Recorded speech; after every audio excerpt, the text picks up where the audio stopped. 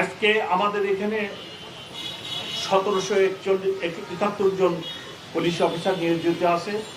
আগামীকাল 2096 জন নিয়োজিত হবে শুধু ঢাকা মেট্রোপলিটন পুলিশ থেকে ইউনিফর্মধারী। এর বাইরে র্যাব, বিজিবি আগামীকাল সশস্ত্র বাহিনী নিয়োগ করবে।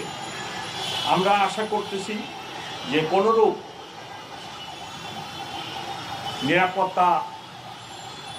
নিরাপত্তার আশঙ্কা নেই এবং গত 7 দিন বা 10 দিন যাবৎ যে নিরাপত্তা ব্যবস্থা ছিল ভালো ছিল।